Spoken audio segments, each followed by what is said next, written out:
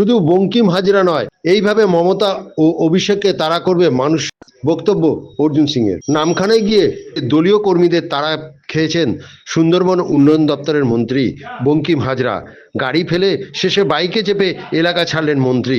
ঘটনা নিয়ে তৃণমূলকে চাঁচাছোলা আক্রমণ করলেন ব্যারাকপুরের প্রাক্তন সাংসদ অর্জুন সিং। তিনি বলেন, অনেক দেরি হয়ে গেছে। বামেদের শেষের দিকে যেভাবে নেতার মন্ত্রীদের মানুষ তাড়া করেছিল, সেই ছবি এখনো বাংলায় ভাসছে সবার চোখের সামনে। তৃণমূলের অত্যাচারে হাত থেকে বাঁচতে শুধু বঙ্কিম হাজরা নয়, এরপর মমতা বন্দ্যোপাধ্যায় ও অভিষেক বন্দ্যোপাধ্যায়কেও মানুষ তাড়া করবে। বাইকে করে পালাচ্ছে। আপনি যদি মনে করেন,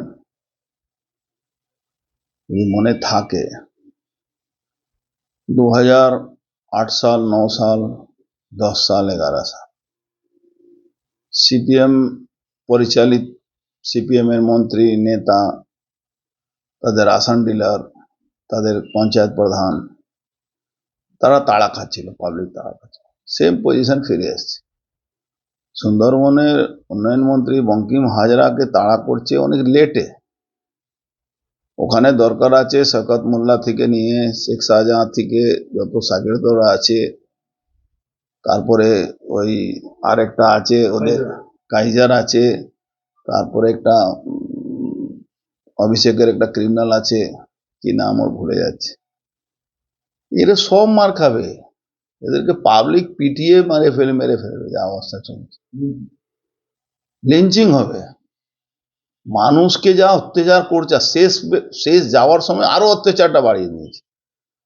আর সব থেকে মজার ব্যাপার, পুলিশ বাহাল তবিয়তে ভাগ নিয়ে বসে আছে।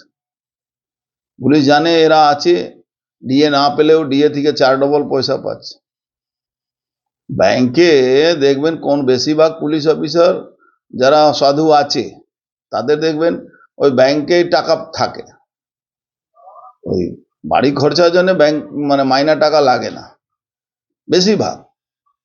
কিছু কিছু ভালো লোক নেই এরকম বলবো না, ভালো লোকও আছে যারা 1 পয়সা দুর্নীতির সঙ্গে যুক্ত থাকে না, তাদের জন্যই যতটুকু আইন রক্ষা হচ্ছে। কিন্তু বঙ্কিম হাজরা শুধু নয়, আগামী দিন থেকে মমতা ব্যানার্জি তাড়া খাবেন, অভিষেক ব্যানার্জি তাড়া খাবেন, এই পাবলিক তাড়া করবে। আপনি ভাবুন, অভিষেক ব্যানার্জি ওই আলিপুর দুয়ারে গিয়ে র্যামে হাঁটছে, জুতো প্রমোশন করছে, কি বলছে 56 টাকা নাকি ওখানে শ্রমিকরা পেত সিপিএম জামানায়, এখন 250 টাকা করেছে। লজ্জা হয়? 250 টাকা ওর যে বাড়িতে কুকুর রেখেছে তার 5000 টাকা পার ডে খরচা আছে। কোন রোজগার করে ও 250 টাকাকে 300 করবে ওর সরকার এলে 2 বছরের মধ্যে? তো এখনো তো ওর সরকার আছে। ও যখনই চায় বাগানে যাবে, ভাববেন দুটো চায় বাগান রিসোর্ট হয়ে গেল। চায় বাগানে দেখতে যায় কি কোন ব্যবসায়ীকে, কোন ওর আত্মীয় স্বজনকে ওখানে ওই চায় বাগানটা বিক্রি করাবে। চায় বাগানে শ্রমিকদেরকে 250 জায়গা ও 300 টাকা করবে 2 বছরের মধ্যে। বেবি ক্রেচ বানাবে, ওই এখন 2 বছর ওর সময় লাগবে। আরে হসপিটালে নার্স নেই, হসপিটালে ডাক্তার নেই, ও বেবি ক্রেচ এখন বানাবে, সেখানে অ্যাম্বুলেন্স দেবে, হসপিটালে অ্যাম্বুলেন্স থাকে না। বঙ্কিম হাজরা তো চুনোপুটি আছে। বললাম তো, মমতা ব্যানার্জিকে পালাতে হবে, অভিষেক ব্যানার্জিকে পালাতে হবে, পাবলিক তাড়া করবে। দেখবেন আপনি, সময় খুব শীঘ্রই চলে আসে।